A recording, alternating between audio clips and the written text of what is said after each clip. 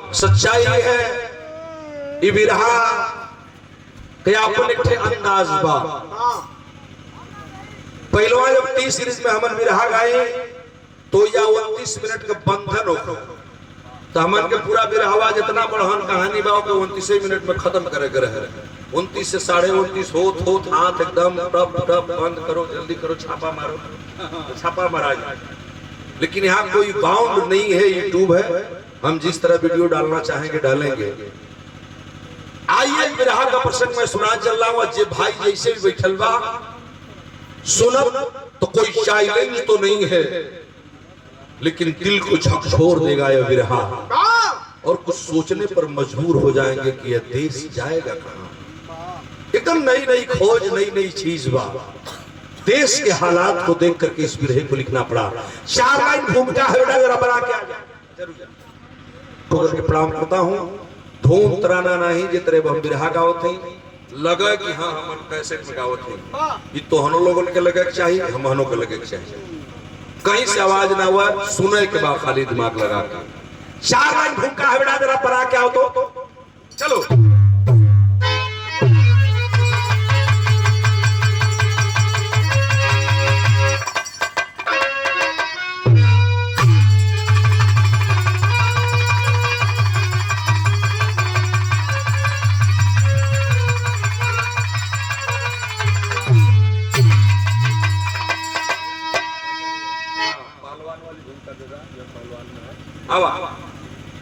आइए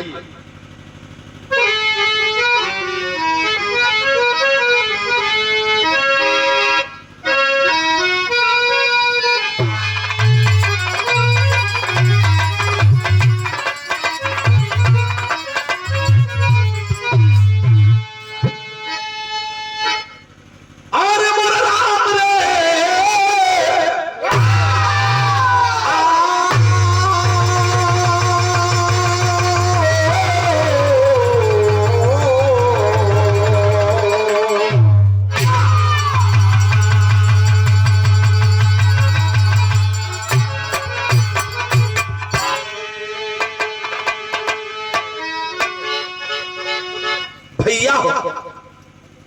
बिरहा की शुरुआत 4 लाइन भूमिका से होती है। वो भूमिका की लाइन कौन सी है जरा सा दिखाएं। आवा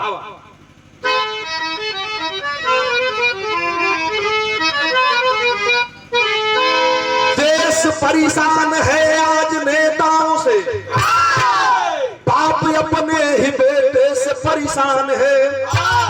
देशद्रोही ही इज्जत का सौदा कर, आज पैसे पे ईमान, दानवों से हवसिया बरूना बचे, रंग गिरगिट बदलता यह हैरान है।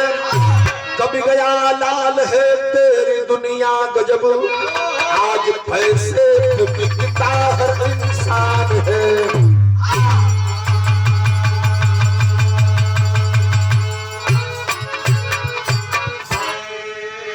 भैया हो यह देश है कैसा और देश जाएगा कहां, यहीं से भूमिका लेकर के कहानी की शुरुआत हो गई। जरा सा गौर करेंगे कहानी की शुरुआत हम कब से करने चल रहे हैं। एक लाइन गजल में, फिल्मी गजल में मुन्ना हवा हम और एक लाइन फिल्मी गजल है, वही गजल है बेटा कि दिल करता है। मीनाक्षी बहुत बिरहा में गजल सुन ले है, लेकिन हाई एगो देखो अंदाज अपने अपने कि दिल करता है खत में भेजूं, दिल करता है खत में भेजूं, पर तेरा पता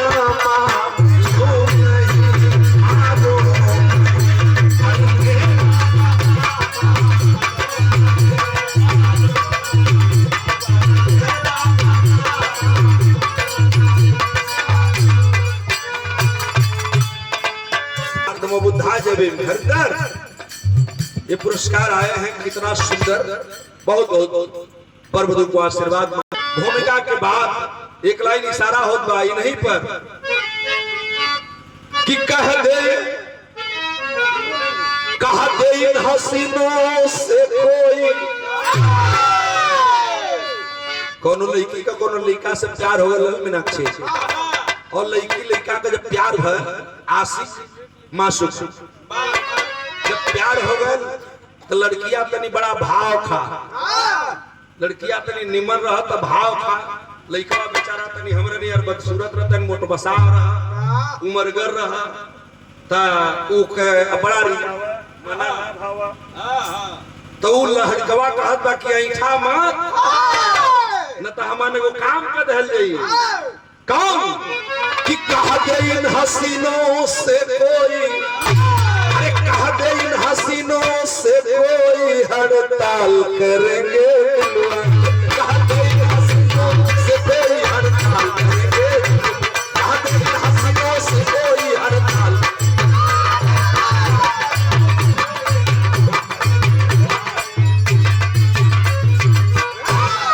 बोल दहल जाइए केहू के दिलवा न दहल जाई आ जब दिल ना दहल जाई तो यही तरह खाली घूमबू उ लड़का चेतावनी देता कि कह दे इन हसीनों से कोई क्या हड़ताल करेंगे दिल वाले लेकिन जुल्फों को जो तुम्हें फहराया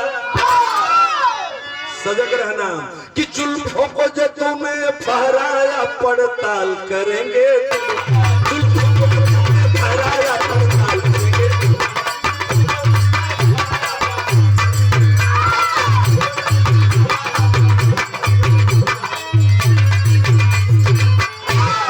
सुंदर बिरहा में भाव दिया गया है भैया हो कि इंसान बलि ना होता है पूरा बिरहा का निष्कर्ष है कि इंसान बलि ना होता है बलवान समैया दुनिया में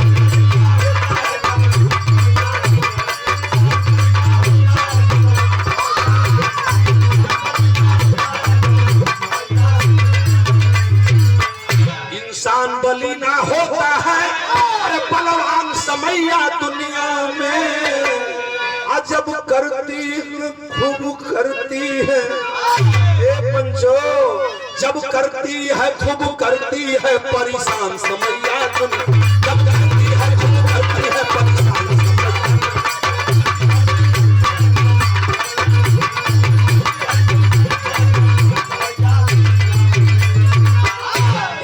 भूमिका लेकर के बिरहा की कहानी शुरू हो गई मेरे बाबूजी और बतिया बात कब की जरा सा गौर करेंगे क्या बेटा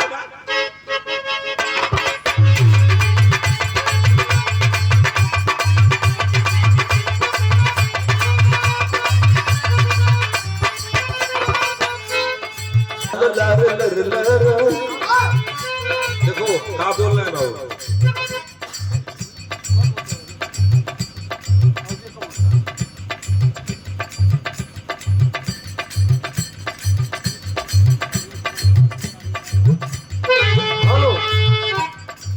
सोचे खातिर आपने मैं बता रहा था कि इंसान बलि ना होता है अरे बलवान समैया दुनिया में जब करती है खूब करती है अरे जब करती है खूब करती है परेशान समैया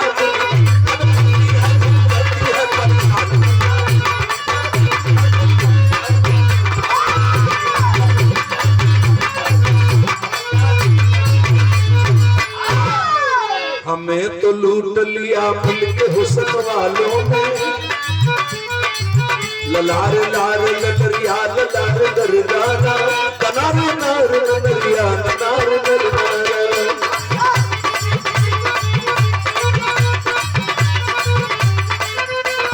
भैया हो जिला सहरसा में श्री रामपुर आला है जिला सहरसा में श्री रामपुर आला है मदन गोपाल का परिवार आला है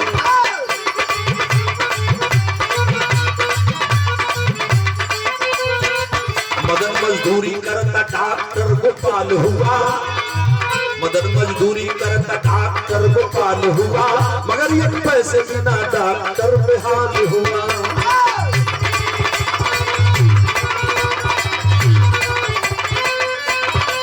मदन मजदूरी करता डॉक्टर गोपाल हुआ मदन मजदूरी करता डॉक्टर गोपाल हाल हुआ, मगर ये बच्चे बिना डॉक्टर बेहाल हुआ।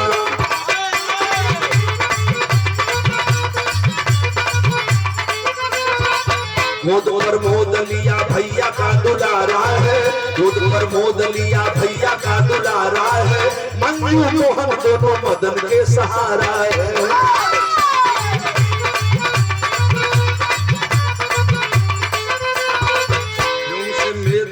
वृष्टि है या साड़ हुई, योग से मेलनी पर वृष्टि है या साड़ हुई, जिला सहरसा के कोसी नदी में बाढ़ हुई।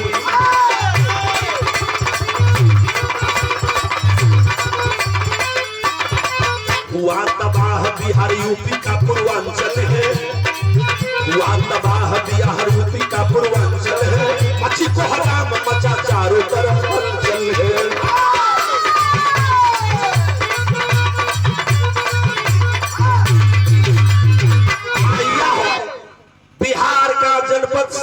सहरसा जिला में थोड़ी दूर पर श्रीरामपुर गांव के रहने वाले दो भैया, बड़े भैया का नाम मदन, छोटे भैया का नाम गोपाल। बड़का भैया मदन का ब्याह कैले के बाद माई बाबू दोनों जने मर गए। छोटका भैया गोपाल की मजदूरी करके धतूरी कह के व्यवस्था करके बड़का भैया मदन ब्याह शादी कैलन, उनका परिवार भी आ गया। धीरे धीरे दोनों भाई एक ही में रहते थे, मजदूरी करते थे, अपना परिवार चलाते थे। 7-8 साल बीतल, जब 10 साल बीतल तो छोटका भाई के पढ़ा लिखा के मदन भैया अपने गोपाल बाबू के डॉक्टर बना दिलन। और जब डॉक्टरी की डिग्री प्राप्त किया बाबूजी तो सोचलस कि चला कोनो दवा खाना पर रह के कुछ दिन प्रैक्टिस कर ले। ओकरे पहले मदन बाबू अपनी बाबू गोपाल का ब्याह कर दे, प्रमोद का ब्याह कर दिलन। जब गोपाल का ब्याह कर दिलन दुल्हन आ गई रहल। एक दिन ना एक पंचो 10 साल बीत गई। आ 10 साल बीतला के बाद छोटका भैया गोपाल का एको बेटी बेटा ना भइलन। आज जब एको बेटी बेटा ना भइलन तो एक दिन गोपाल कहला अपनी भैया मदन से कि भैया तोहर 3 ठे लड़का बड़न, संजोग से हमार भगवान ने को औलाद लिखा दिले। हम जाता नहीं दिल्ली जौना डॉक्टरी पर रहिला, वो डॉक्टरी में बड़ा काम बा। अपनी बड़का लड़का पर मुदवा के हमके दे देता तो हम लिया के जैती वही डॉक्टरिया पर रहे। तू पढ़ा लिखा न पैबा गाँव देहात में, बाबू पर मुदवा के हमके दे देता तो हम ले जाके या पढ़ाई थी लिखाई थी, डॉक्टर में रही डॉक्टरी सिखा दे दी, हम डॉक्टरी हो डॉक्टर हो जाएगी। इतना ही कह करके अपनी भैया मदन से वह गोपाल बड़का लड़का जो प्रमोद रहल ओकरा के गोद ले लेलन। तनिको दिमाग से हटी तो बिरहा बिगड़ जाई। मांग लिया अपने भैया के बेटे को और मांग करके लेकर के गोपाल चला गया दिल्ली। बड़का लड़का प्रमोद के लेके चल गए गोपाल दिल्ली। आ जौना हॉस्पिटल में रहत रहना वही जा लेके और भतीजवा के अपन बेटा बना के पाले पोसे लगलन, पढ़ावे लिखावे लगलन। यहाँ का बात हुए छोड़ दी। इधर 2 बच्चों को लेकर के एक लड़की है जिसका नाम मैं बताया मंजू, एक लड़का रहल ओकर नाम रहल मोहन। मंजू और मोहन दोनों बच्चों को लेकर के मदन मजदूरी करते थे, परिवार को चला रहे थे। धीरे धीरे वक्त बीतर रहत गई बच्चों। एक दिन का बात पे बिहार में वो नदी बहेले, वो नदी का नाम बा कोसी नदी। कोसी नदी के ठीक किनारवा श्रीरामपुर गांव नदी का बंधा रहल। जैसे ही बगल में बंधा ऊंचाई पर बाना, ऐसे ऊंच बंधा रहल और वही बंधवा के नीचवा श्रीरामपुर गांव रहल। आप लोगों ने देखा है, आप लोगों ने सुना है, और कुछ लोग तो हमान जना आंखी से देखले बड़े जा। प्रकाश यादव की सामने के बाद 1998 का दिन रहल। 1998 में हमारे प्रदेश में एक बहुत बड़ी भयंकर बाढ़ आई। और जब 98 का बढ़िया आई ले पंचो तो उत्तर प्रदेश के साथ साथ बिहार तबाह हो गया। और बिहार में बहने वाली कोसी नदी इतनी उफान पर हो गई कि एक दिन का रात का ठीक 11 बजे रहल। खा पी करके गांव के लोग सुतर रहलन और श्रीरामपुर गौवा के समनवा नदिया का पनिया इतना तेज भल कि नदिया बंधवा के तोड़ देलस। और जब बंधा को तोड़ देती है तो धीरे धीरे पानी रिश्ते रिश्ते वह नदी का धार ले लिया। सगरी गांव रात को सुतर रहले पंचो। जब नदी का बांध टूटल रहे हमार भैया, तो पूरा गौवा श्री रामपुर गौवा को लोगवा सुतला बहाए लगलन। इतना तेज पानी रहल कि लोग सुतले में बहाए चलन। जब बहाए लगलन तो देखा फैल का बिरहा गजब भटके। चचा जब रतिया के बनवा टूटल न पंचो, जे जैसे रहल वैसे ही बहाए गए। आप लोग देख ले हुई उसी बाढ़ के दौरान हमारे गोरखपुर में जो बढ़लगंज से देवरिया किलो रोड जाती है बाबूजी, कपरवार घाट होकर के सीधे गौर के आगे जाएंगे तो एक जगह ना 3-4 जगह ऐसा टूटले रहल कि आज भी कुंड बनल बा। वही तरह कोसी नदी के जब बंधा टूटल रात में पंचो, तो देखे हो परिवार सुतर रहल। रतिया का फैल का बिरहे में कहर ढा देला।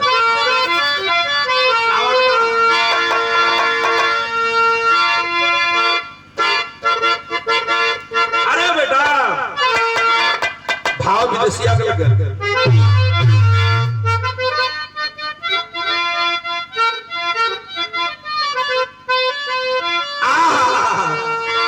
कि बनावा टूटल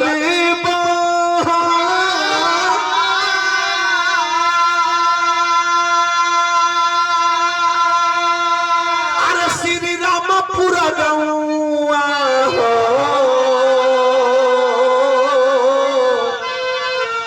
अरे सुतले बहाइले मदन दुनो रे पारनी।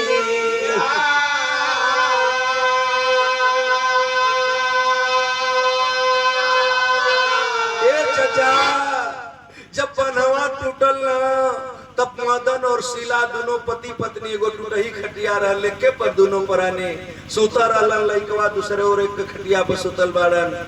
समझ ना पौलन पानी का धार इतना तेज आई कि मदन और शीला दोनों पति पत्नी एक ही साथ पानी के धार में बच चले। पूरा गांव बहल में वही में भइल का तनी देखे कि बनवा टूटल बहल श्री रामपुर गौआ। ये चाचा सुतले बहाइला मदन दोनों रे पारनी। बबुआ मोहन के धई की मंजू बहिनिया। ये चाचा सुतले बहाली बहल जाती बापलनी।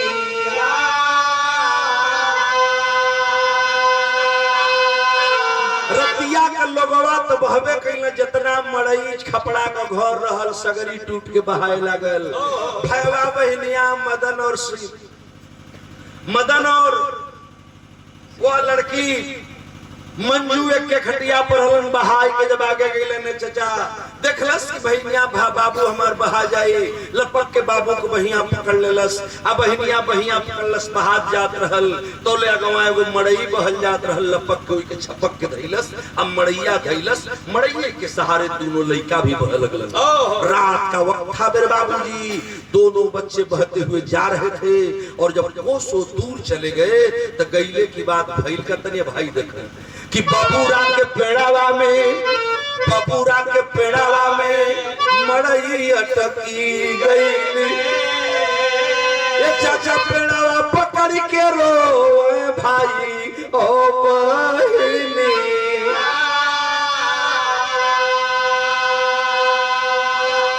तोले भइला सबेर सोरी देखल मलहावा हो।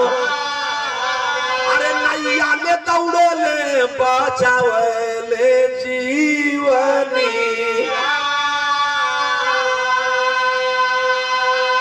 ये चचा पूरा श्री रामपुर गांव तो बहा गई, लेकिन मदन और शीला पति पत्नी दोनों जने बहिल पानी में बहा के कहा चल गई कहीं था ना चले।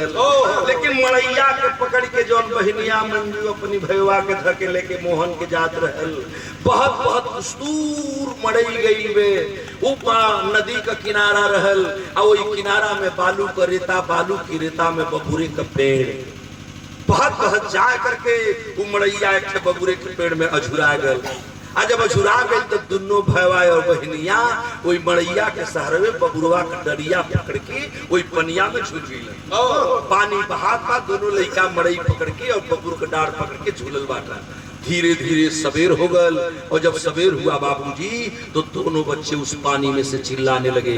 और जब पानी में चिल्लाने लगे तो आप जानते हैं कि पनिया के किनारे चाहे पानी के धार में अगर धीरहू से लोग बोलला तो बड़ी देर ले आवाज जाले, बड़ी दूर तक आवाज जाले। वो लड़कवा जब चिल्लाए लगलन ना तो अवजिया बड़ा दूर ले गई। एक आदमी सुलस गला से मर्द देखवा हो कोनो पनिया में लइका चिल्लाता सो गला चला मर्दे छोड़ा। पूरा श्री रामपुर गाँव में टूट के बहा गई बा, सब लोग बहा गई बड़न। ऐसे का मतलब बा सब लोग मर गिल बिला गिल। कला ना मर्दे कोनो लइका रोवत बा। दौड़ करके कुछ दूठे भैया नैया लेलन और डेंगी नैया से दौड़ करके आगे बढ़लन तो देखलन कोई बबुरे के पेड़ के पास दूठे लइका झूलल हुवन और दौड़ के गईलन दोनों लइकन के बचा लेलन। ए चचा जब दोनों लइकन के पकड़ के नैया पर बैठा के लेकर के मल्ला है अपने गांव में आए। आज जब गौवा में अलन तो बाबूजी पूरा गाँव में न जुट गई। 15-20 घर मल्लाह को बस्ती रहल।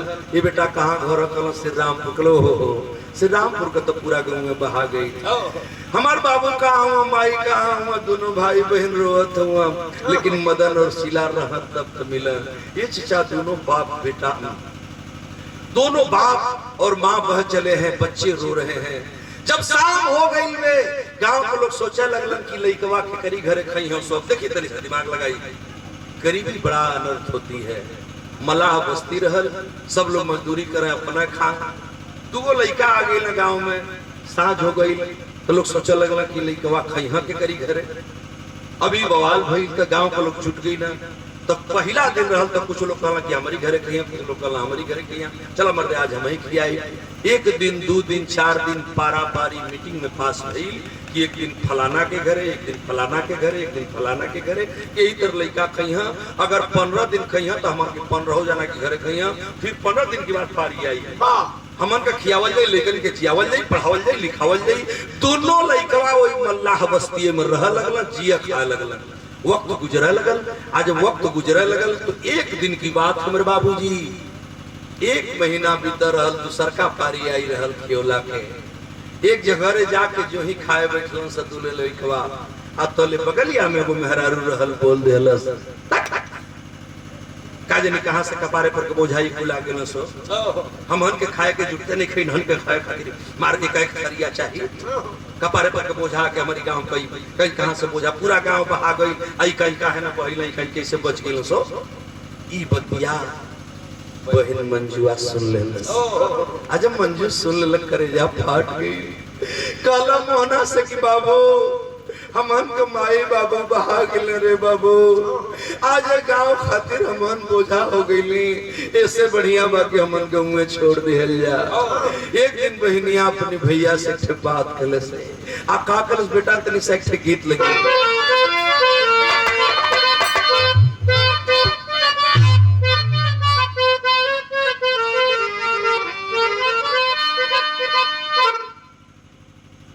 गीत जो है लड़का बजा दिलस कि गोरी सी रावा पर गरी उठाई, गोरी सी रावा पर गरी उठाई, 40 शर्मा के 40 शर्मा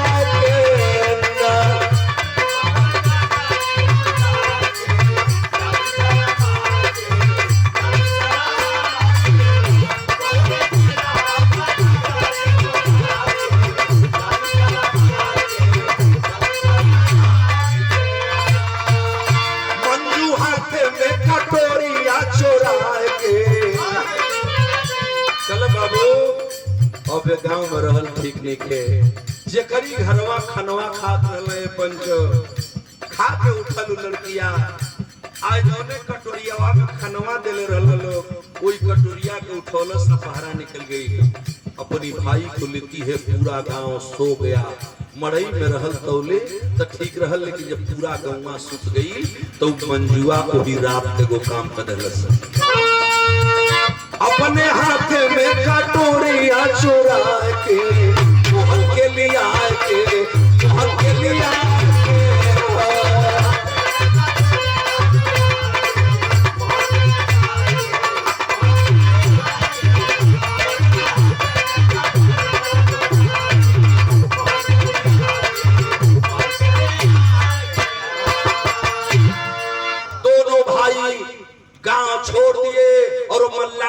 छोड़ करके भीख मांगने के लिए भागत भागत कोसों दूर चले गए। और जब कोसों दूर गए मेरे बाबूजी, तो एक कोस गईला के बाद बिहार में आप जइबा तो आजो भी लमा लमा गांव बा देखे के मिलेला कि कहीं कहीं 5-5 कोस ले गौए नहीं खे।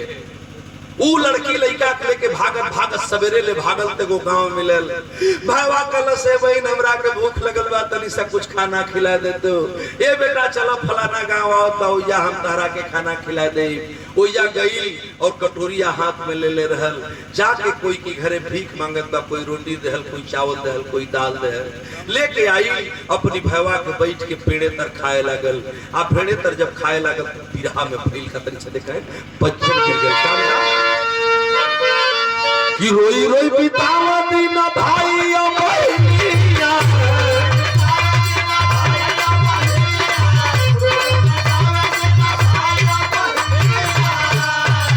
भिखिया मांगत पहुंचे पाना रस्ती सादिया।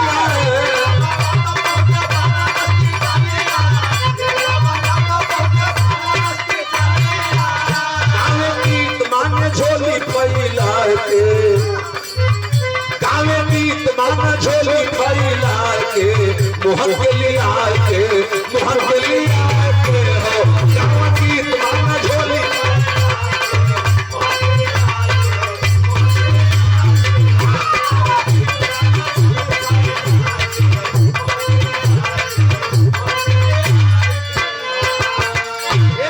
दोनों लड़का भीख मांगत मांगते पंचो बिहार से भागत भागत मुगल सराय अलन है।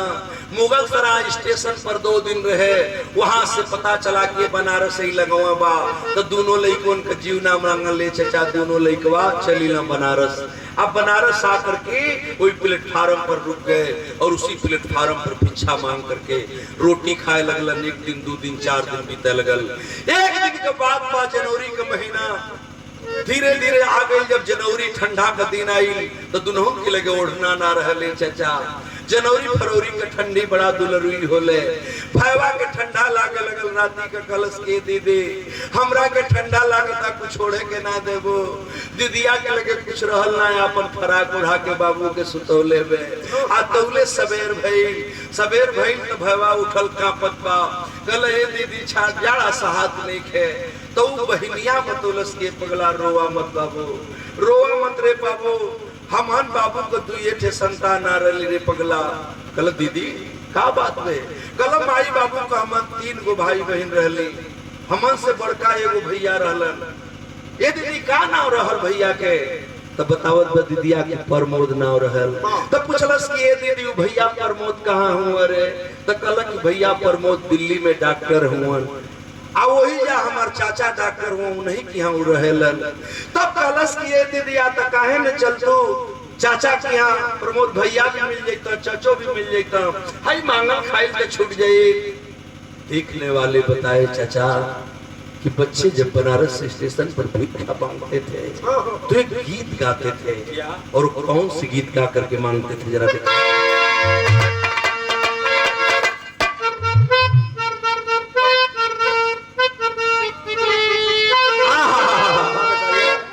लाइन ली गई है। हम बदकिस्मत के मारों को, हम बदकिस्मत के मारों को इस जग में कहीं तो हम बदकिस्मत के मारों को इस जग में कहीं तो।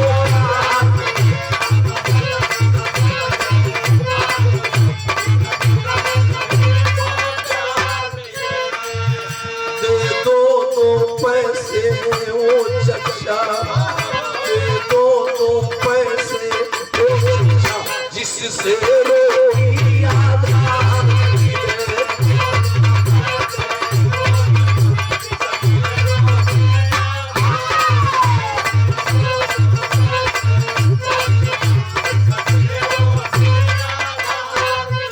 हम छोड़ गए मम्मी पापा।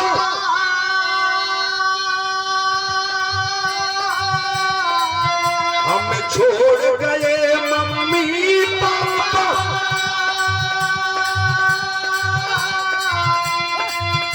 इस जग में कोई नहीं मेरा, हम छोड़ गए मम्मी पापा इस जग में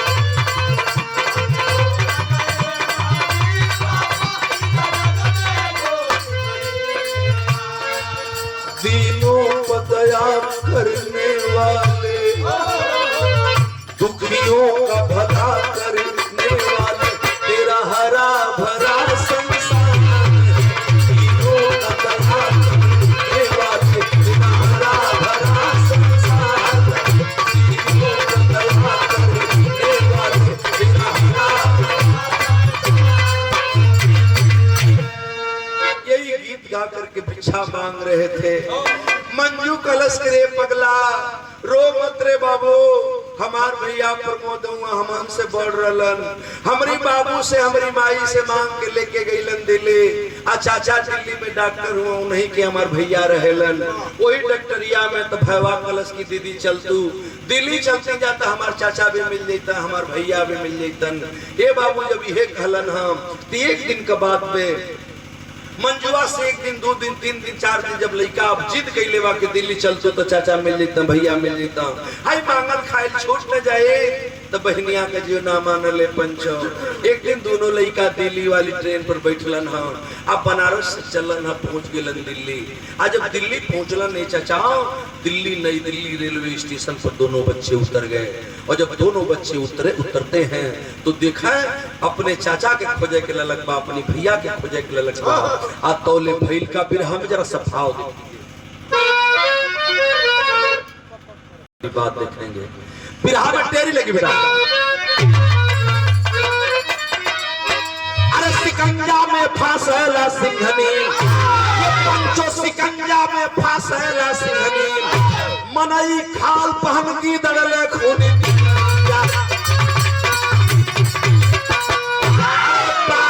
जब दोनों बच्चे दिल्ली स्टेशन पर उतरे मेरे बाबूजी, तो दिल्ली स्टेशन कोनो दोहरी घाट, सूरजपुर, रसूलपुर तबाना कि लोग बता दिए कि चलिए हुए तोरी चाचा का डॉक्टरी है, वही जा हमार तोर चाचा रहल। लड़कवा 2-4 दिन पता कैला, खोजला, कहीं ना मिला, लेकिन जब ना मिला तो वही स्टेशन पर मांगा, और जब साँझ होता तो खा के आके सुत जा, यह काम रहल। लेकिन एक दिन के बाद बा, दोनों लड़का शाम के वक्त कुछ बैठ के खात रहलन भैया बहनिया, आ तौले भैल का कनिया भाई देखन कि दिल्ली स्टेशन शाम समय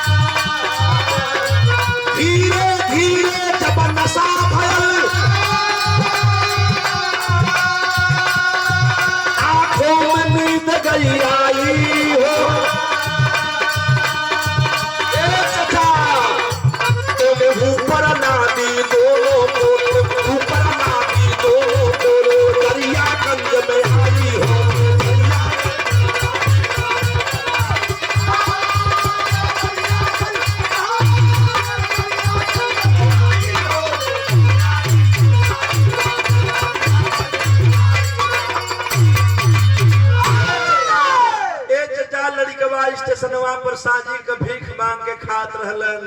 वही समय को बुढ़िया औरत आइल, आके कहला बाबू बबुनी तू एजा का खात हुआ? वही जब बैठ गई, आ जब बैठ गई तो लड़किया कहत मई ए मई हाय रोटी मांग के ले ली हुए त खात है, के हो तू? तो पूछत जे बुढ़िया कि बाबू तोहर का नाम बा, कहाँ घर बा? मंजुआ रोए लगल हमन बिहार करबे, माई छुट गई, बाबू छुट गईलन, नदी के धार में पानी बढ़ल, जब बाढ़ आइल बहा गईलन, हमन का कोई नहीं खे। तो बुढ़िया कहत बा बाबू जब तो हम केहू नहीं खे तो हम बानी ने, हमरा के अपन माई मान ला, हम ही के अपन बाप मान ला, जौन कमी हुई तो आज के बाद हम तुम रोक दे। एक दिन दू दिन वो लइकन के संगे रहल, तीसरका दिन जब भइल न बाबू तब वह बुढ़िया शाम के वक्त में आती है, जहाँ दोनों लड़का रहलन वही जब बैठ गई और कुछ अपने खाए लगल, कुछ लड़कवन को खियावत पे।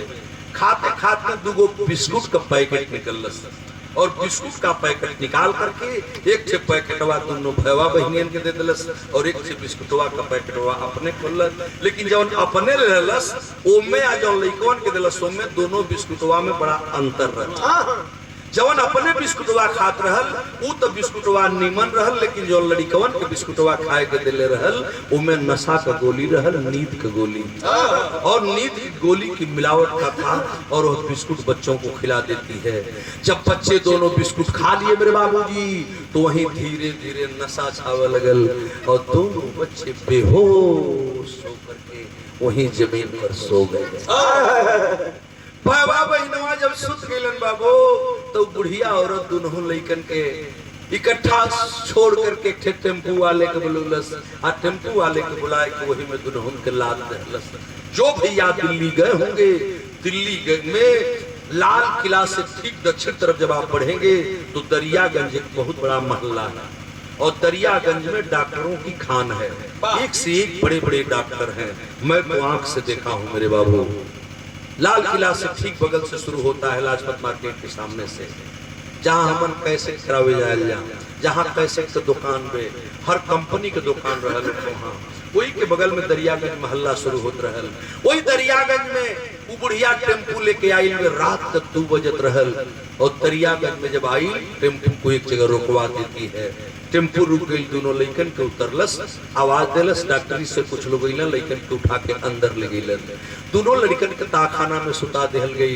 दोनों बच्चे बेहोश हालात में सो गए मेज पर। इधर बुढ़िया गई, ओकर जौन पैसा रुपया कुछ तय रहल वहां से लेहलस, बुढ़िया तो फरार हो गई। कुछ देर के बाद नशा में दूध एक आदमी उठाया, आंख मिचते, क्या बात है? कलन की जाओ सामान आ गया है। कल सामान आ गया सर? कल हाँ जाओ सामान आ गया है। बड़का डॉक्टर बोलस कि जाओ शिकार आ गया है, सामान आ गया है तेरा। ताखाना में गई, नशा में दूध है, जाके देखलस खड़ा बा नशा में, देखत बा कि एगो मेज पर कोनो लड़की सुतावल बे, एगो मेज पर लड़का सुतावल बा। कला कि ऐसे का मतलब बा, लिखत बा कपड़वा देखले से कि दोनों भिखमंगा बाड़न, गरीब बाड़न, लेकिन हमरा से ऐसे काम बा जौन रोज कमुआ करीला उहे कमुआ जो करे खातिर हमाइल बनी। बगलिया में छुरा कैंची जबरा रखल रहल, अस्तूरा रखल रहल, उठा लिया छुरा कैंची जबरा। थोड़ी देर की बात वो अपन जब काम करे जात रहल वही जब रुक गई। कल साला रोज जो कमुआ करीला उ तक करबे करब, लेकिन आज वो नया काम कर लिया है। लड़किया देखत में गरीब घर का लागत बा, भिखमंगिन तो जरूर लागत बा, लेकिन देखत में बड़ी नीक लागत बा। ये चचा गई और अलमारी खोल के एक बिस्की का बोतल निकलस, एगो गिलास ले आई, एगो बोतल में पानी ले आई। बगल में मेज रहल, वही मेज पर रख करके दारू ढालने लगा। एक पैर और दारू जब पियलस, दूसरका पैर पियलस। जब नशा फूल हो गई तो जो डेली काम करता था वो तो करना ही था, उस लड़की को अर्धनग्न करने लगा। जौन शरीरिया पर पहले रहल सलवार फ्राक, फरकवा के फाड़ देलस, कर कर चीर देलस। आ जब चिरलस फ्राक फटल बाबू, लड़की अर्धनग्न हो गई। और जब अर्धनग्न हो गई तो वह आदमी उस बच्ची के पास बैठ गया और बैठ करके उस बच्ची को सहलाने लगा। हमारे इतना पंच गुसाई बैठे नहीं है, मजमा लगल में बिरहा सुनने के वाले लोगों के, माई बहन बेटी बैठ के बिरहा सुनती है। चचा वो आदमी बैठ के लड़किया के शरीरिया के जब सहरावे लगल तो हम इतना जने हैं, जब एक आदमी जब दूसरे आदमी के शरीर को स्पर्श करता है तो शरीर में गर्मी आवे ले।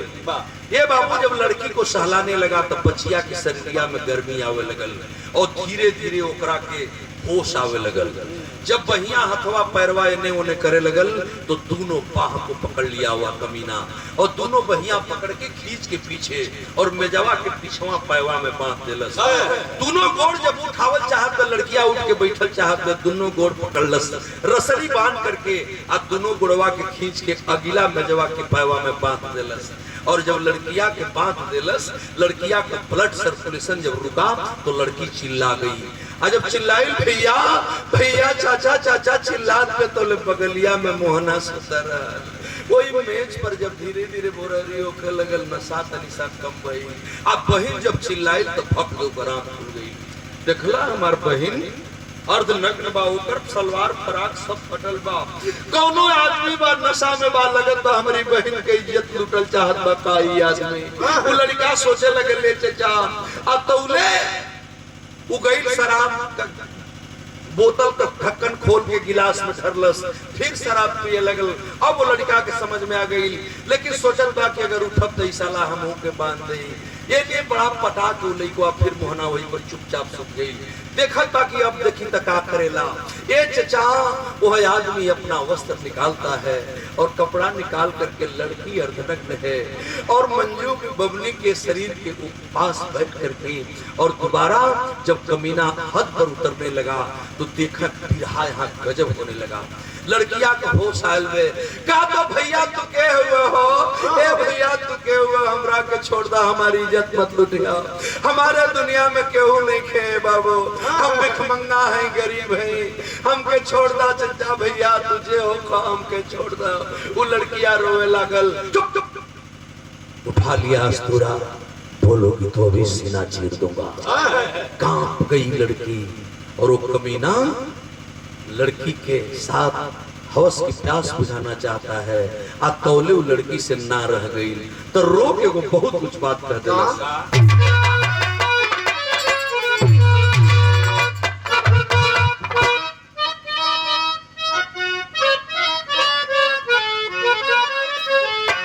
की दुहा लगी कि निबिया के बिना जानी कटी हुई बाबा, निबिया चिरैयन का बसे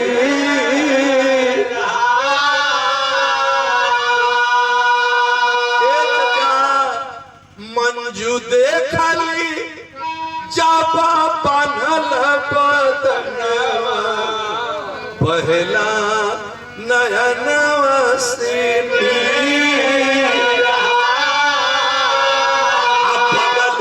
सोवल देखली मोहन पीरनवा, तो उठेला कर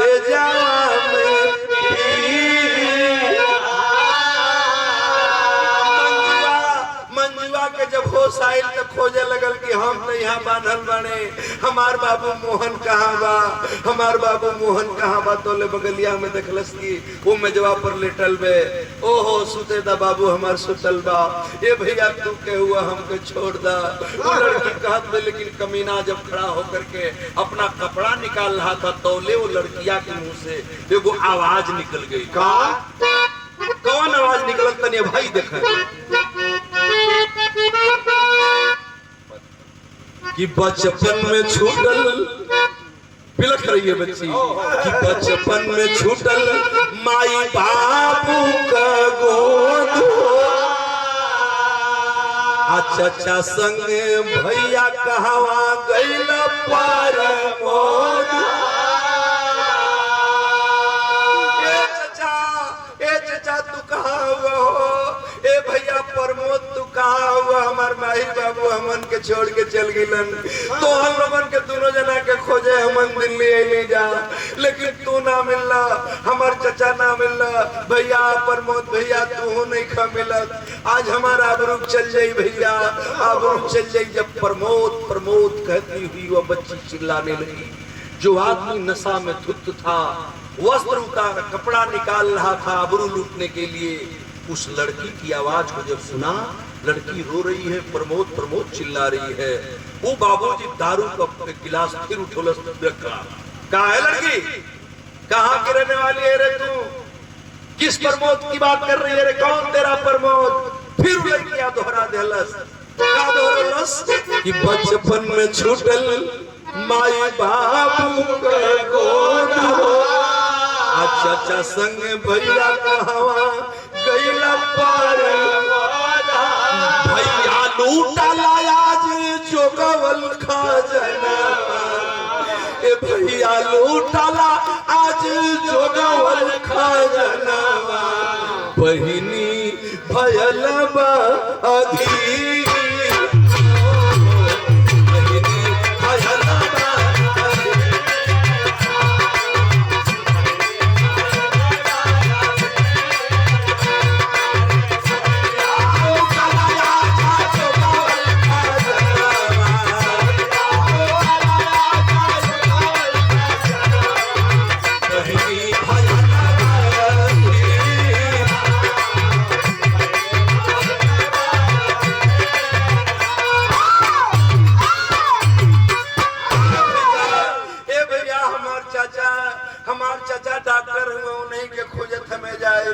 भैया हमके छोड़ दो, हमारी इज्जत मत लूटिया।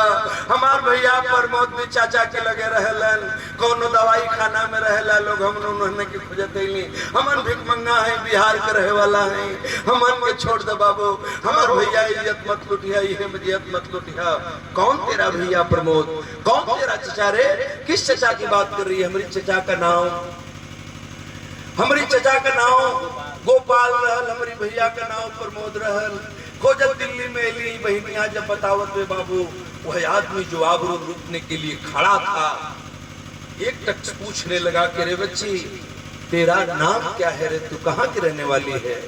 कल बाबू हमार नाव गाँव जान के का करबो, बस हमके छोड़ दा है, भैया खोल दा, गुड़वा खोल दा। हाउ बाबू जान बा, हमार बाबू मोहन हो, हमार छोटका भैया हो के हम लिया के चल जाइब, अपने चाचा के खोज ले, अपने भैया के खोज ले। आज जब मोहन मोहन कही के ओहर इशारा कैलस तो जो आदमी आबरू लूटने के लिए खड़ा था वो मोहना की ओर ताकने लगल। कल लड़की ये मोहन है, तेरा भाई है? हाँ। तू कहाँ के रहने वाली है? गाँव तो बता रे पगली। कल हमारे बिहार में घरवा, बिहार में कहाँ? सहरसा जिला में। सहरसा में कहाँ? श्रीरामपुर। जब श्रीरामपुर सुना आवाज हो गया। कल लड़की 2 कदम पीछे हटा कहा कि पगली तेरा क्या नाम है रे? कल हमार नाम जान के का करबा? हमार नाम हमार माई बाबू मंजू रख ले हुआ। कल अरे पगला, अब पगला आदमी बोल पड़ा के रे पगली, अरे पगली अगर तू मंजू है रे, अगर तू मंजू है रे तो तोरी माई का नाम है रे, तोरी बाबू का नाम, हमारी बाबू का नाम मदन रहल, हमारी माई के नाम शीला रहल। दोनों जने बाढ़ में बह गई, आज ले ना मिलन, वो खोजत हमन दिल्ली अली, वो लोग ना मिलना। हमारे चाचा डॉक्टर हो, भैया डॉक्टर हो, वह लोग मिल जाए। हमके छोड़ दो बाबू, हमके छोड़ दो। ये तने लड़किया कहले रहल, आ तोले जो निजतिया लुटा का खड़ा रहल न चचा, तोले बजर पर गेल हो। वो आदमी एगो बात बोले लगल, का बोलस तनी से देखा। ए चचा मंजुआ कलश की भैया अब तो हमके छोड़ दे, ना बता तो देली ना पता ना। एगो बात और कह देले लड़किया, का कलश से मुन्ना तेरी पापड़ लगी बढ़ जो कि मंजूर होवे, अरे मंजूर होवे, मार द भले ही जाना हमारे भैया।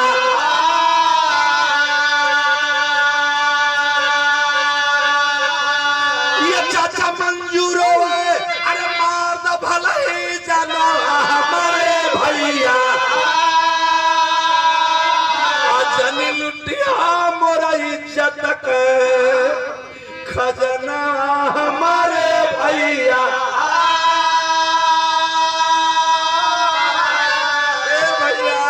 ए भैया हमारी इज्जत मत लुटा भैया, हमके जान से मार दे ठीक बा, लेकिन इज्जत न लुटा। अब ना न लुटबा। ई बहनिया तई बात कहत रहल, ओने जो इज्जतिया लूटे खातिर खड़ा रहल, ऊ कहता ओ लड़किया के ओर ताक करके कि आवाज का प्रमोद भय मंजू बहिनी। बिरहा सुनने वाले श्रोता भैया जरा सब यही गौर करेंगे। लड़की जब इतनी बात बताती है तब तक हुआ हलचल हो गई कि आवाज का प्रमोद भय मंजू बहिनी, कैसे हम बतलाई कि हम तोर भैया प्रमोद बाती, कैसे हिया मनाई।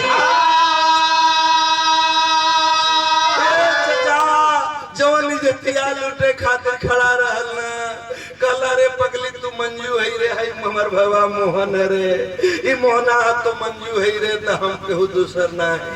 हमके क्षमा कर दे रे बहनी, हमके क्षमा कर दे, हम तोर भैया बड़का भैया प्रमोद है रे बहनी, हम तोर बड़का भैया प्रमोद है। आवाज हो गया और उठ करके बहनिया के सोचलस कि हथवा खोल दें, गोड़वा खोल दें, बहनिया हमार उठ जाओ करे से लगा लें, माफी मांगत बा भैया के रे पगली, हम तो भैया प्रमोद है, हमके क्षमा कर दे बहनी, हमके क्षमा कर दे। आ बहनी बतिया दोनों भैया बहनिया में होते रहल, आ तोले उन्हें मोहना सुता रहल, हम बतौली कुछ जाग गई रहल। देखलस कि अभी फिर जात बा, उतर जात रहल, हाथ खोले, ओकरा के समझ में आयल कि अब कुछ दूसर करी सालाई। ये चचा वही बगलिया में धीरे से मोहन मेज से उतर गई नीचे। आज जब नीचे उतरल तो जहां वो प्रमोद खड़ा था वही के पिछवा गई एगो लोहे का स्टूल रहल। अक्सर आप देखे होंगे डॉक्टरी में स्टूल लोग बनवाते हैं तो लोहे का लगभग बनवावल, पाया भी लोहा का रही, ऊपर छत भी लोहा का रही, वही स्टूलवा के उठा ले। आया बहन जात है बहनिया का हथवा खोले कि बहनिया के खोल दे कि हमार बहन रे हमर बाबा है, तब हम ओके जगाई आ तोले मोहना पीछे से उठोले उठल है आ उठ करके कैलाश का तनिया भाई देखे स्टूल उठा के, अरे ये चाचा स्टूल उठा के आप परला तौने छाना हमारे भैया।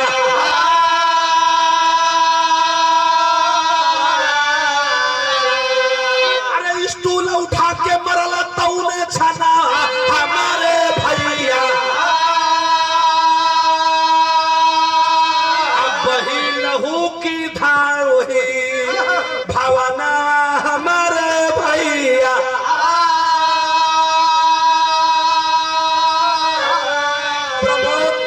प्रमोद बतौले चाहता कि अरे पगली बहनी तू अगर मंजू है रे तो हम तो भैया प्रमोद है। आ तौले मोहना उनी जा गई रहल, धीरे से स्टूल उठौला से पंचो आप पिछौड़े गई निहुर के रसरिया खोलत रहल बहनी के। आ तौले ले जाए के पिछवा से मरला कपार पर तराक दे स्टूल से। आ जब स्टूल की कोर से लगल तो कपार फाट गए, और जब कपार फपारा फटा तो नशा में तो था ही हुआ, खून की धार बह चली और बहनी के खोलता मुड़ी जा गिर गई। पूरा डॉक्टरी को रूम खून से सना गई। आज जब खून से सना गई तो मोहना दौड़ के गई आ कहला बहन जल्दी कर भाग चल। हाली हाली बाँह खोलला गोड़ खोलला और भागे के तैयारी के तब कहला सुन सुन सुन सुन पगला तू का कर ले रे बाबू, ये तू का कर ले कि मंजुआ सुन ले रहल। वो बोलत रहल नशा में कि बहनी अगर तुम मंजू है तो हम प्रमोद है, हम तोर भैया है, हमके क्षमा कह दे। ये बात तो कहत रहल। आ तौली बहनिया अब समझावत पे कहल कि भैया के पकड़ ले लस आ का कलस बिरहा में आल्हा लग गल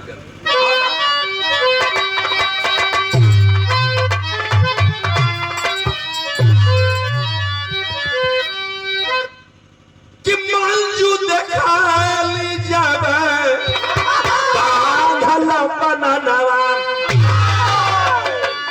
अरे धुरला नया नवा से आंसू का धार। अरे बगले से उठल जब छोटका दीवाना।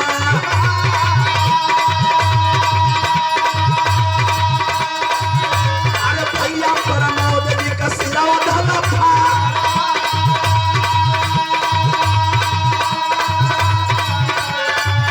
अरे भैया प्रमोद जी का सिरवा धला था।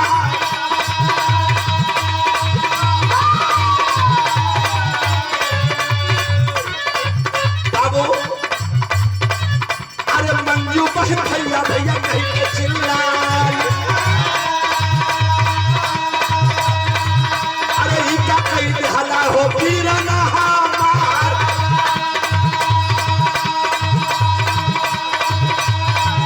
अरे खोला के बंधनवा रे मोहना बिरना।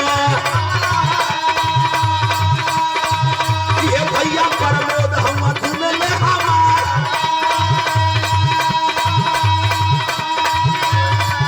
अरे हलवाई में रोवा लगल भाई और बहनी।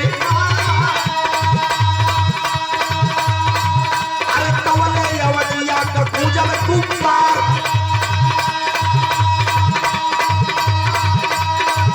अरे सुन ले आवाज, अरे सुन के आवाज बड़का डॉक्टर चली भेला। अरे सुन के आवाज तौले चाचा चली आई। बहनी बहनी कही के प्रमोद तक कहा।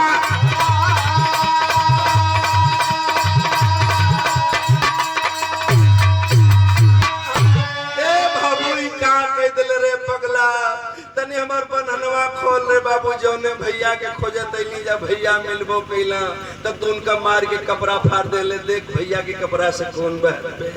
ये जेजा छोटका भैया दौड़ करके अब उनकर हाथ हाथ खोलस पाँव खोलस, खोल करके बहनिया उठत बे, दौड़ के गईलन दोनों भाईवा बहनिया, भैया हो दीदी, भैया हो, हाँ रे पगली, पगला मार देले, देख खून बहत बा। दौड़ करके अपने अचरा के फरले, जौन पहिरले बे सलवार समीज उमा से कपड़ा फाड़ के कपार के बांधत में खुनवा रुक जाए, लेकिन खून का धार बह चली। दोनों भाईवा बहनिया चिल्ला चिल्ला रोवे लगला। उन्हन के का पता बा, आज जब रोवाई का आवाज मकान में गूंजे लगल, तब तक जो उस डॉक्टरी का हेड डॉक्टर था बाबू, वह डॉक्टर का नाम था गोपाल आहूजा। गोपाल आहूजा सुना कि बच्चे आए और बच्चे चिल्ला रहे हैं कमरे में, और वह प्रमोद गया तो कर क्या रहा है। आज तब तक वह डॉक्टर दौड़ करके अब यही तरह चल गए अंदर। आज जब अंदर गई तो देखला पूरा खून का धार बदल गई और चारों तरफ खून से सना हुआ ब्रह्म रूम है। दोनों बच्चे इसको पकड़ के रो रहे हैं।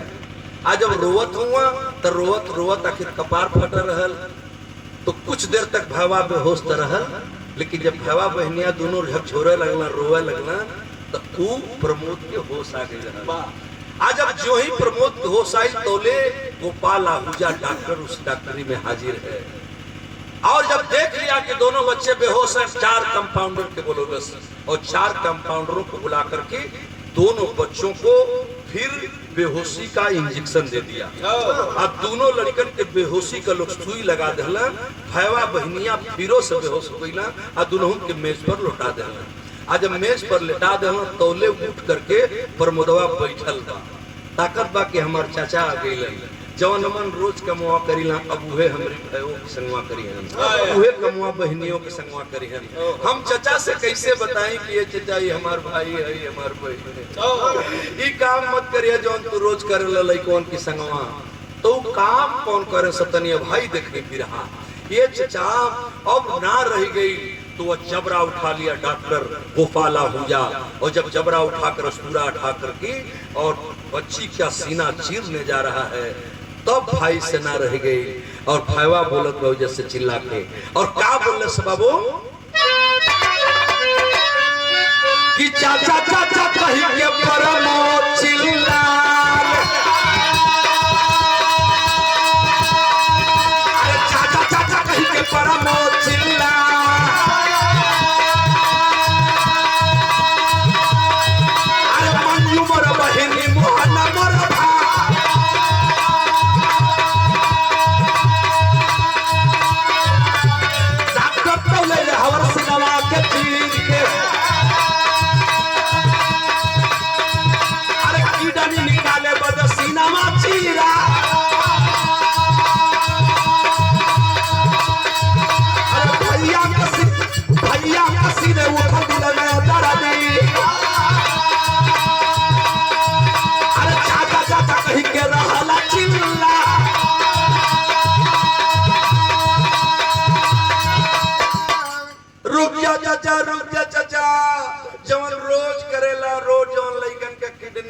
गुर्दा निकाले मत करिहा, सिनवा हमारी बहनी का चीर देहला यहाँ ले ठीक बा, लेकिन किडनिया हमारी बबनी का मत निकाले, हमार बहन बे, ये हमार भाई बा, मोहना है, मंजुआ है। डॉक्टर गोपाल ताका लगला, क्या बोला तुरे? कल चाचा बस कर चाचा, और तब तक वो सीना को चीर दिया था, छीन करके एक किडनी मंजू की निकाल लिया था। आज जब किडनी ऊपर निकाल लिया, वो ना रह गई प्रमोदवा से। ये चाचा प्रमोदवा से ना रह गई, पीछे से उठा दौड़ करके गया डिस्पेंसरी के नीचे, और डिस्पेंसरी के नीचे गया, अलमारी खोल दिया और चाचा गोपाल आहूजा की रिवॉल्वर, लाइसेंस रिवॉल्वर को उठा लिया और लेके दौड़त आई लोही कमरा में। चरहू कंपाउंडरों के मना करता कि छोड़ दो हाथ, छोड़ दो, मेरे भाई है, ये मेरी बहन है। वो कहला एक थपरा मरलस, डॉक्टर नशा में है, बकरा तो ये भाई है, बहन है। अब बाबू ना रह गल। अब तब तक डॉक्टर एक किडनी निकाल लिया। एक किडनी जब मंजुआ के निकल गई तो आप जानते हैं, मैं तो नहीं बता सकता, लेकिन आप जानते हैं कि कोई ऐसा यंत्र है जिसमें आंख, किडनी, गुर्दा मनुष्य की निकाल करके कुछ दिन तक रख दी जाती है। तो वही किडनी और आंख जब लोगों की खराब होती है तो उसका ट्रांसप्लांट किया जाता है और प्रत्यारोपित किया जाता है। उ किडनिया एगो तो निकाल ले रहल, अब ना रह गेल प्रमोदवा से। कल चाचा हमारी बहनी के एगो किडनिया निकाल ले हुन, अब हमारी बाबू का भी किडनिया निकली हन। ए चाचा चाचा चाचा कह करके हाथ में रिवॉल्वर टांग लिया और टांग के वही रूम में सबसे पहले चारों कंपाउंडर खड़ा हो गए नवा के रे ना रे बाबू ना, अरे तो चाचा हुआ डॉक्टर हुआ, गोली मत चली है प्रमोद, गोली मत चली है। आ तब तक एक ही बार ठाए ठाए दुई गोली मारा और मार करके चिल्ला पड़ा कि चाचा ये चाचा चाचा हमारे को बात सुन ला का गलत नहीं देखा जैसा कहल जला, बुरे काम का बुरा नतीजा ना मानो तो कर देखो, जिसने जिसने किया है यारो उसका घर देखो। कहलास पर मदवा के चार रोज दूसरे की लड़का के किडनी निकालत रहला ना, आज मुर्दा किडनी निकाल के बेचत रहला, आज तू एक एकर निकाल देला, अब हम बर्दाश्त ना कर पाई। ये हमार बहन बेतने कह करके गोली ठाए ठाए दुई गोली मरलस। अब मरने के बाद चच्चा जमीन पर गिर गए, चारों कंपाउंडर हाथ उठा ले, भैया हमके मत मरिए, हमके मत मरिए, कल तुम लोगों को नहीं मारूंगा। और वहीं प्रमोद अपनी बहन के फटे हुए सीने से जहां खून की धार बह रही थी लिपट करके रो रहा है। भयवा रोद बे मोहना रोद बे, ए चचा हल्ला भई सबेर हो चलल बा, अगल बगल के डॉक्टर भी जाग गइलन। कैसन डिस्पेंसरिया में हल्ला होत बे, जब हल्ला होखल देखला तो कुछ लोग में पुलिस के फोन कर देहलन, पुलिस आ गई। आज जब पुलिस आई तो उस रंगे हाथ उस कमरे में लोग पहुंच गए, जो ने कमरा में लहू का धार बहत बे।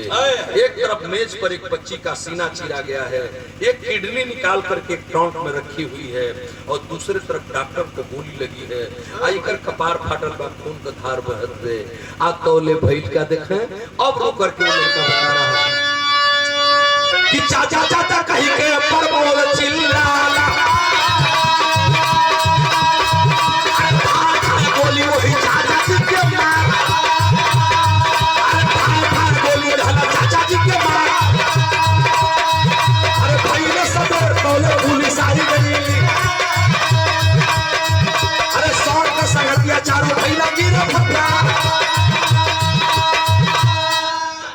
चारों साथियों को गिरफ्तार कर लिया, पुलिस पकड़ लेती है, कैसा घटना है कैसा मामला है, पकड़ करके थाने में लाया गया।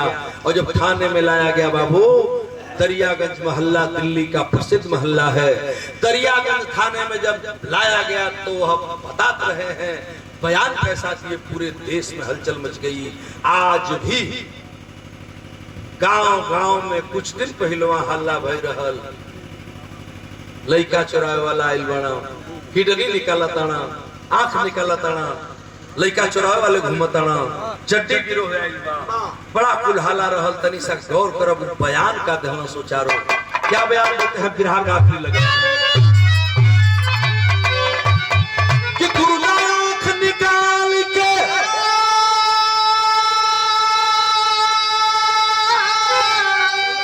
गुरुना आंख निकाल के दौलत कमाला पपिया, आयो बहिन लइकन का किडनिया निकाला पपिया।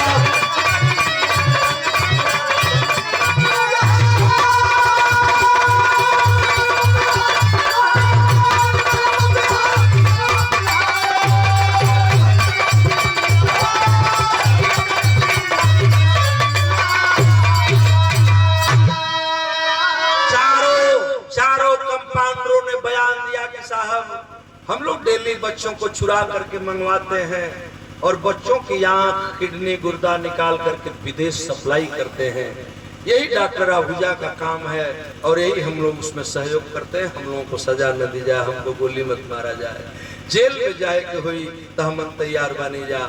जब मार पड़ी तो लोगों ने बयान दिया और उनके बयान के आधार पर जानते ही का भाई देखे सैकड़ों एजेंट यहाँ से लेकर के भारत से लेकर के जर्मन, जापान, पाकिस्तान, उज्बेकिस्तान, अनेक देशों में एक एक एजेंट पकड़े गए, एक एक एजेंट पकड़े गए। कोलाहल मच गई विश्व के अंदर कि ये क्या हो रहा है देश में। मानो कितना गिर गया है रुपया पैसा के लिए। और हुआ के जरा दिखाएं कि सैकड़ों एजेंट पकड़ैला गुर्दा चोर हो आ सप्लाई विदेश करते संसद में भैसो।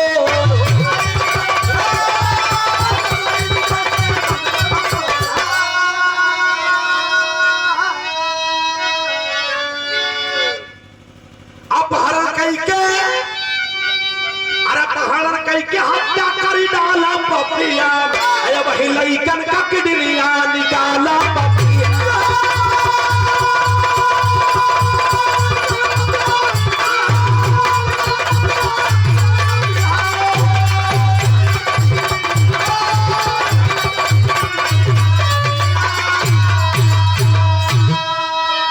इसकी चर्चा दूसरे दिन ही दिल्ली के सदन में पहुंच गई और जब सांसदों ने हंगामा किया तो सीबीआई अरे भाई हंगामा सीबीआई होने जांच हो मानो बनी के तानो अब करेला नंगा नाच।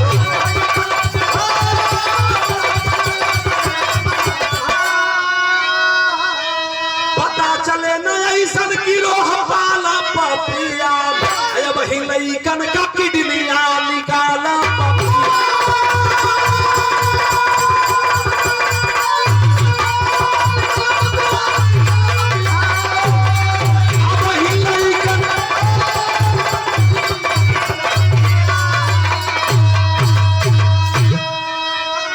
गुरुदिल मोहम्मद राम सेवक सिंह सियोवन हरिद्वार कभी गया लाल जगलू यादव जगधारी स्वर्ग सिद्ध अरे सिकंजा में